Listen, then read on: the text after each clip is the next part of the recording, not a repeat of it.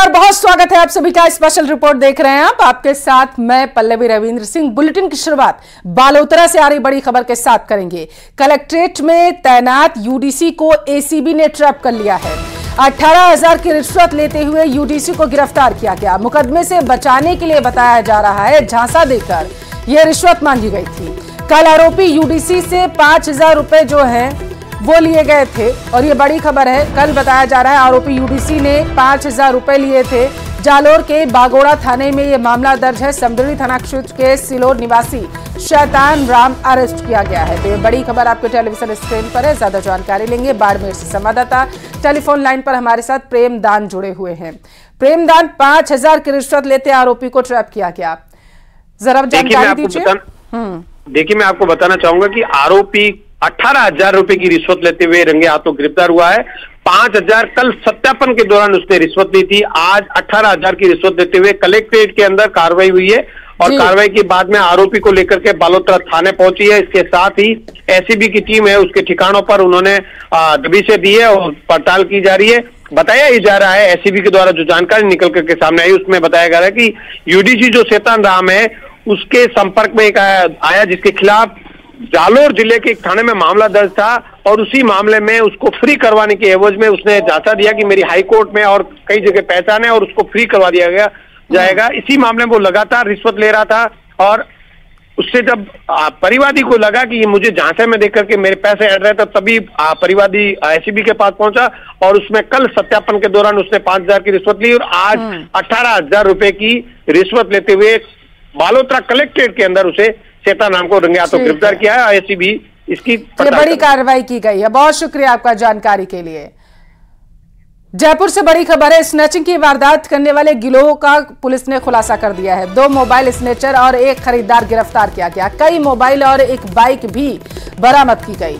Jawahar circle थाना police ने इस कार्रवाई को अंजाम दिया। जोएब खान, शोएब और लक्ष्मीकांत गिरफ्तार किए गए। आरोपियों से पूछताछ लगातार की जा रही है। तो ये बड़ी खबर आपके टेलीविजन स्क्रीन पर। प्रचार करेंगे तो बाकी शहरों का पुलिस भी उनका सीसीटीवी देखेंगे। इसका अगर हुलिया मैच करेंगे तो जरूर ये 100% ये संभव है कि बाकी शहरों में भी ये वारदात किया है। हम केवल अभी तक जयपुर का ही संबंधित घटनाओं के बारे में पूछा। संभावना पूरा है। कितने समय से सर ये लगातार जयपुर में आ रहे थे? जनवरी से तो अभी तो 8-9 महीने से यहाँ काम कर रहा है। अभी तक जो सूचना है इससे सर ये देखा जाता है इस तरह की जो चीजें होती है मॉर्निंग के टाइम में या जो मंदिर जाने वाली लेडीज होती हैं मॉर्निंग वॉक पे जाकर उनको टारगेट करने का इनका भी ऐसा कुछ पर्टिकुलर उठा के सॉफ्ट टारगेट महिलाओं को और पर्टिकुलर इस टाइम पीरियड में करना है कि जब ट्रैफिक कम हो या चेन स्नैचर्स के लिए हमेशा सॉफ्ट टारगेट मिलता है, चाहे वे सुबह है, रात को है, शाम को है। जयपुर हेरिटेज नगर निगम की कार्यवाहक मेयर कुसुम यादव ने आज पदभार ग्रहण कर लिया। पदभार संभालने के दौरान बीजेपी विधायक गोपाल शर्मा, बाल मुकुंद आचार्य के अलावा कई पार्षद और भाजपा के नेता मौजूद रहे हैं।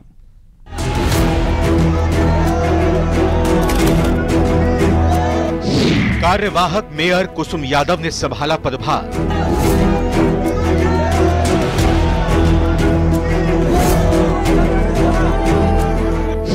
गोविंद देव जी मंदिर में किए दर्शन।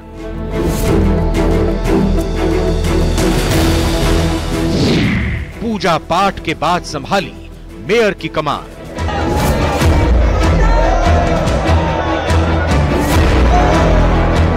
बीजेपी से बागी होकर चुनाव लड़ने और जीतने वाली निर्दलीय पार्षद कुसुम यादव ने पूजा पाठ के बाद पदभार संभाल लिया है। कुसुम यादव 60 दिन तक कार्यवाहक मेयर बनी रहेंगी। पदभार ग्रहण के दौरान बीजेपी विधायक गोपाल शर्मा, बाल मुकुंद आचार्य के अलावा कई पार्षद और भाजपा के कार्यकर्ता भी मौजूद रहे। जिम्मेदारी संभालने के बाद कुसुम यादव ने कहा कि भ्रष्टाचार के खिलाफ उनकी 0 टॉलरेंस पॉलिसी रहेगी। देखिए, अभी सभी अधिकारी कर्मचारियों की मीटिंग हुई है। मैं यही जानना चाहती हूँ उनसे कि उनका क्या विजन लेके चल रहे हैं, इनकी बात मुझे समझ में आती है या नहीं, या मुझे लगता है कि कोई और आइडिया हमें देना चाहिए कि हम स्वच्छ सर्वेक्षण में अच्छी रहे, लेकिन सबसे पहले मेरी कोशिश है कि जयपुर स्वच्छ हो। अब उसमें सीवरेज भी आएगी, उसकी सौंदर्यीकरण है, उसमें लाइट भी आएगी, रंग रोगन भी आएगा, सभी चीजें। इस मौके पर विधायक गोपाल शर्मा ने कहा कि हेरिटेज नगर निगम में अब जो भी फैसले लिए जाएंगे वो जनता के हित में होंगे। अपि कठोराणी मृदुनी कुसुमादपि, इनके जो निर्णय होंगे वो वज्र से कठोर होंगे।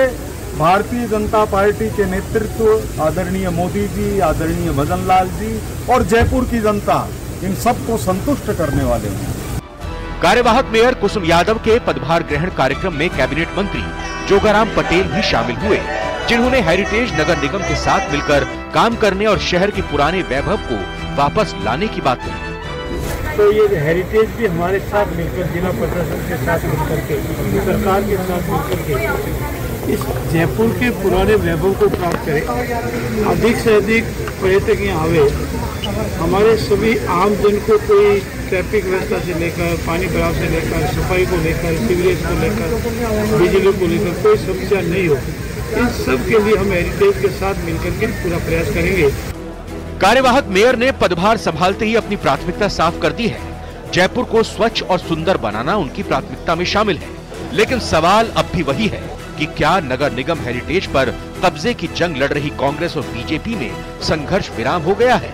जयपुर से न्यूज़ 18 राजस्थान के लिए अरबाज अहमद की रिपोर्ट।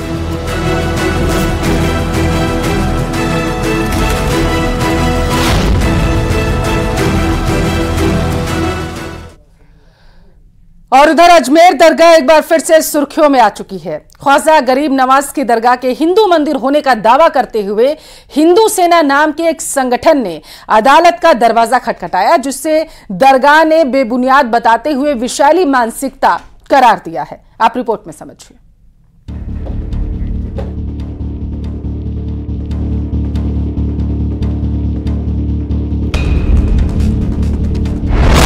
अजमेर दरगाह के मंदिर होने का दावा। अजमेर जो दरगाह का जो स्ट्रक्चर है वो हिंदू मंदिर और जैन मंदिर तोड़े गए स्ट्रक्चर से बना है। हिंदू पक्ष ने खटखटाया कोर्ट का दरवाजा।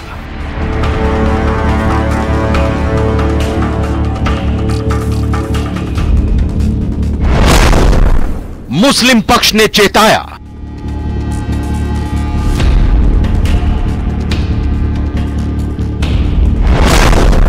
विशैली मानसिकता को दर्शाता है दावा। हिंदू सेना संस्था नामक जो वाद प्रस्तुत किया गया है वो एक तरह से उनकी विशैली मानसिकता को दर्शाता है।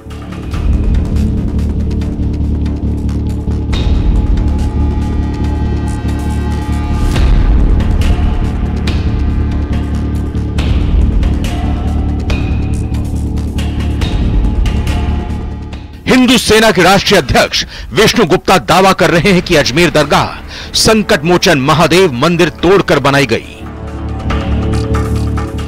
उस समय बहुत सारे मंदिर तोड़े गए, उसमें एक संकट मोचन महादेव मंदिर भी है जो कि उनके जो आज्ञाकारी शिष्य रहे उन्होंने तोड़ा, और बाद में जब चिश्ती की मौत होगी उसके बाद उसी मंदिर को तोड़कर जो नीचे तहखाना है, जो गर्भगृह है, उसमें उनकी कब्र बना दी। अपने दावे के पक्ष में हिंदू सेना देश के प्रसिद्ध शिक्षाविद, राजनेता और समाज सुधारक हरविलास शारदा की किताब को उल्लेखित कर रहे हैं। हरविलास शारदा जो कि अजमेर के म्युनिसिपैलिटी कमिश्नर रहे चीफ, और बाद में अजमेर कोर्ट के सेशन जज भी रहे। उन्होंने अपनी एक बुक लिखी है, उस बुक में बहुत सारे विस्तार से बताया है कि अजमेर जो दरगाह का जो स्ट्रक्चर है वो हिंदू मंदिर और जैन मंदिर तोड़े गए स्ट्रक्चर से बना है। हिंदू सेना अजमेर दरगाह को संकट मोचन महादेव मंदिर घोषित करने, पुरातत्व विभाग से वैज्ञानिक सर्वेक्षण कराने और दरगाह से अवैध कब्जा हटाने की मांग कर रही है। हिंदू सेना के दावे को दरगाह दीवान प्रतिनिधि नसीरुद्दीन अली ने सिरे से खारिज कर दिया है। तमाम धार्मिक और राजनीतिक लोग, चाहे वो किसी भी धर्म के हों, सबकी आस्था इस दरगाह से जुड़ी हुई है, लेकिन हिंदू सेना संस्था नामक जो वाद प्रस्तुत किया गया है वो एक तरह से उनकी विषैली मानसिकता को दर्शाता है। हम सिरे से इसको खारिज करते हैं। नसीरुद्दीन अली जोर देकर कहते हैं कि ये वो दर है जिसे दिल्ली सल्तनत, मुगलों, मराठों और अंग्रेजों तक ने बड़े सम्मान की नजर से देखा है और अपनी आस्था जाहिर की है। मुगलों से पहले तुगलक हो, खिलजी हो, राजपूत राजा हो, यहां तक के मराठा भी, सबने इसमें अपनी अकीदत जाहिर की है, इस दरगाह पे हाजिरी दी है, सबने मान सम्मान की नजर से इस धार्मिक स्थल को देखा है। और उनके बाद में अंग्रेजों भी हुकूमत आई, उन्होंने मान सम्मान की नजर से इसको देखा। किसी भी तारीख में, किसी भी इतिहास की पुस्तक में इसका कहीं जिक्र नहीं है कि यहाँ पर किसी किस्म से भी मंदिर हो या किसी किस्म की पूजा पाठ रही हो। दरगाह के अतराफ में, दरगाह जो 13 बीघा की एक भूमि है, दरगाह एंडोमेंट, उसके अंदर किसी किस्म से आज तक किसी इतिहास की बुक में नहीं है। और जिस एक सिंगल बुक का हवाला दिया जा रहा है, अजमेर हिस्टोरिकल एंड डिस्क्रिप्टिव, जो हरबिलास शारदा जी के द्वारा लिखी हुई गई थी, उसकी कोई ऑथेंटिसिटी नहीं है। बुधवार को 2 बजे के बाद इस केस की सुनवाई होनी थी, लेकिन अदालत ने इस केस को दूसरी अदालत में ट्रांसफर कर दिया। सबसे पहले तो हमारा ये होगा कि जिस कोर्ट को जुरिडिक्शन नहीं है उस कोर्ट में फाइल पहुंचे एंड फिर नोटिस इशू हो और ट्रायल प्रोसीड हो। जी, अब आपने जो दायर किया था वो कहाँ किया था, अब कहाँ करेंगे? हमने सिविल जज सीनियर डिवीजन में दायर किया था। अब हम एप्लीकेशन मूव करेंगे डिस्ट्रिक्ट जज साहब की कोर्ट में, वहाँ से फिर जो जुरिडिक्शनल कोर्ट है वहाँ केस ट्रांसफर होगा। गौरतलब है कि हिंदू सेना से पहले महाराणा प्रताप सेना के राष्ट्रीय अध्यक्ष राज्यवर्धन सिंह परमार ने दरगाह में हिंदू मंदिर होने का दावा किया था। इसके बाद फरवरी में वीर हिंदू आर्मी ने भी ऐसा ही दावा किया था। न्यूज़ 18 राजस्थान के लिए अजमेर से अशोक सिंह भाटी की रिपोर्ट।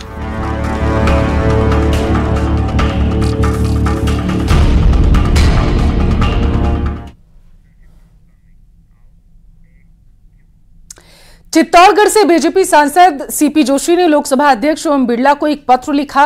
राहुल गांधी का पासपोर्ट जो है वो रद्द करने की उनकी तरफ से मांग की गई। सीपी जोशी ने अपने खत में साफ तौर पर लिखा कि उनके जैसा व्यक्ति का विपक्ष के पद पर बने रहना देश की सुरक्षा के लिए खतरा है। उनके खत के वायरल होने के बाद कांग्रेस पीसीसी चीफ गोविंद सिंह डोटासरा ने भी पलटवार किया।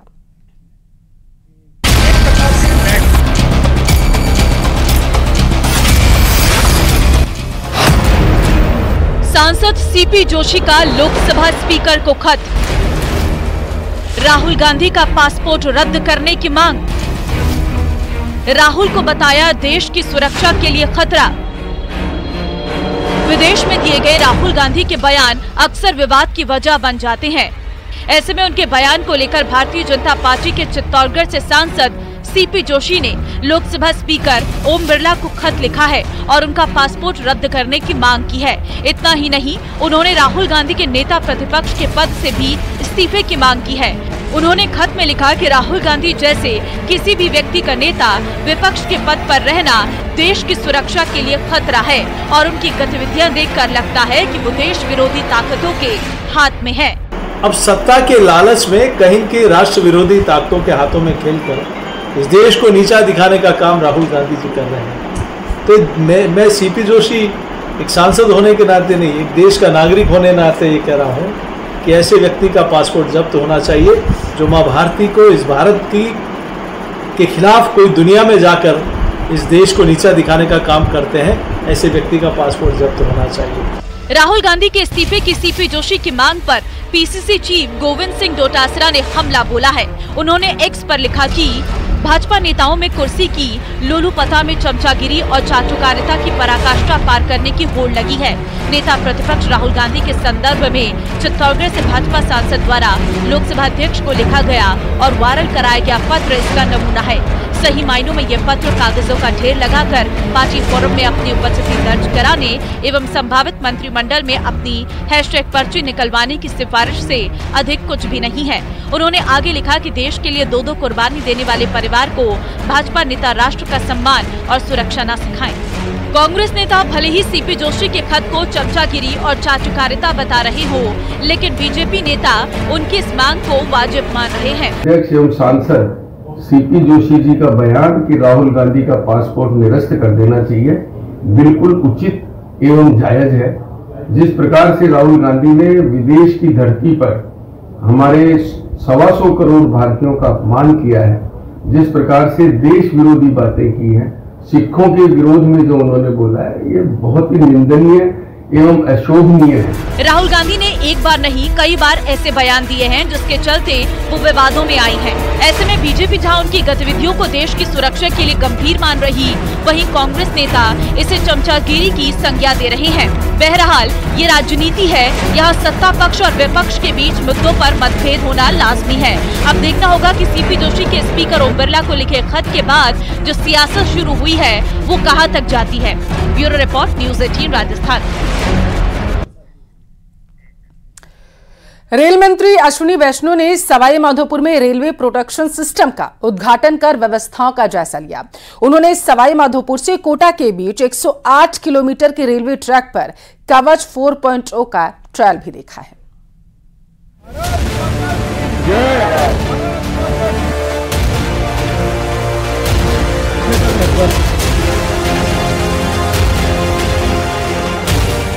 कवच 4.0 से हाईटेक हुई भारतीय रेल। सवाई माधोपुर और कोटा के बीच सफल ट्रायल। माधोपुर से सुमेरगंज मंडी तक रेल मंत्री ने किया सफर। रेलवे को सुरक्षित करने को लेकर रेलवे मंत्रालय लगातार नई नई तकनीक से रेलवे को लैस कर रहा है ताकि हादसों की संख्या को कम किया जा सके। इसी कड़ी में दिल्ली मुंबई रेलवे लाइन को सुरक्षित करने के लिए रेल को ऑटोमेटिक ट्रेन प्रोटेक्शन सिस्टम से लैस किया जा रहा है। इस सुरक्षा प्रणाली को कवच 4.0 का नाम दिया गया है, जिसकी शुरुआत सवाई माधोपुर से कोटा के बीच रेलवे लाइन पर की गई। केंद्रीय रेल मंत्री अश्विनी वैष्णव सवाई माधोपुर से सुमेरगंज मंडी तक कवच 4.0 का सफल ट्रायल भी कर चुके हैं। ये देश का पहला रेलवे ट्रैक है जहां इसे लागू किया गया है। त्रिनेत्र गणेश जी महाराज के सवाई माधोपुर से कवच 4.0 भारत में पहली बार सवाई माधोपुर से चालू हुआ है। अब प्रैक्टिकली गाड़ियां इस पे चलने लगी है, तो बहुत ही एक अच्छी शुरुआत है ये। और आगामी महीनों में, आगामी वर्षों में करीब 10,000 लोगों के ऊपर कवच लगाने का काम होगा और 9,000 किलोमीटर, अभी 3,000 किलोमीटर का काम चल रहा है जिसमें से ये भी काम है, और 9,000 किलोमीटर और एडिशनल कवच का काम चालू होगा। कवच 4.0 रेलवे सुरक्षा प्रणाली पूरी तरह से अत्याधुनिक सुरक्षा प्रणाली है जो रेल दुर्घटना की रोकथाम में महत्वपूर्ण साबित होगा। ये रेलवे ट्रैक पर ट्रेनों का सुरक्षित तरीके से संचालन करेगा। ये प्रणाली देश में पहली बार सर्वप्रथम सवाई माधोपुर से कोटा के बीच 108 किलोमीटर की दूरी में स्थापित किया गया है। कवच 4.0 की मदद से लोको पायलट इंजन में बैठे बैठे ही 7 किलोमीटर दूर के सिग्नल की जानकारी ले सकता है। कवच जरूरत के हिसाब से खुद ट्रेन की स्पीड कम कर देगा। आइए आपको बताते हैं क्या है कवच प्रणाली और कैसे काम करती है। कवच पूरी तरह भारत में बनी सुरक्षा प्रणाली है। ये एक डिवाइस है जो ट्रेन के इंजन के अलावा रेलवे के रूट पर भी लगाई जाती है।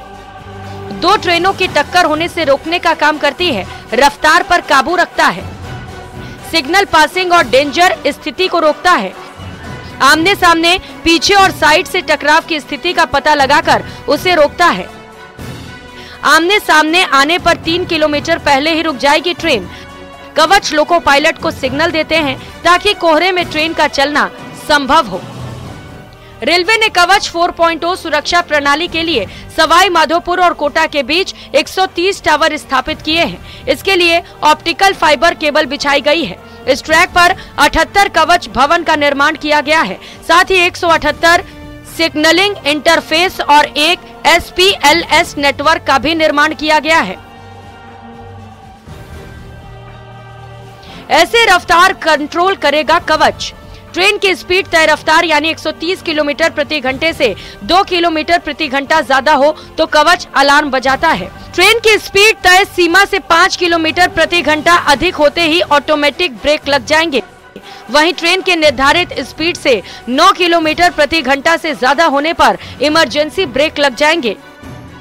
कवच सिस्टम पर इंटरलॉकिंग लगाई गई है। यदि लोको पायलट ट्रेन संचालन में कोई गलती करता है या भूल होती है तो सिस्टम तुरंत अलर्ट करेगा और आपात स्थिति में ब्रेक लगा देगा। केंद्रीय रेल मंत्री अश्विनी वैष्णव के मुताबिक प्रथम पेज में जहां कवच 4.0 सवाई माधोपुर से कोटा के बीच स्थापित किया गया है, तो वहीं दूसरे चरण में दिल्ली से लेकर मुंबई तक ये सिस्टम लागू कराया जाएगा। न्यूज 18 राजस्थान के लिए सवाई माधोपुर से गिरिराज शर्मा और जयपुर से हितेंद्र शर्मा की रिपोर्ट।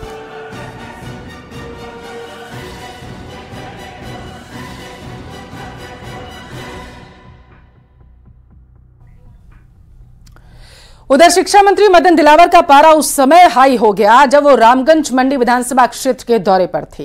खेड़ली से गांव कोटड़ी जाते समय मंत्री दिलावर ने नई सड़क को क्षतिग्रस्त पाया तो गाड़ी से नीचे उतर गए। सड़क की जानकारी ली तो सामने आया सड़क का निर्माण 8 महीने पहले पीडब्ल्यूडी विभाग ने किया था, जिस पर मंत्री दिलावर ने मौके पर ही पीडब्ल्यूडी के अधिकारियों को फोन पर जमकर खरी खोटी सुनाई। सड़क निर्माण करने वाली कंपनी के ठेकेदार से सड़क की लागत वसूल करने और नए सिरे से सड़क का निर्माण करवाने का निर्देश दिया।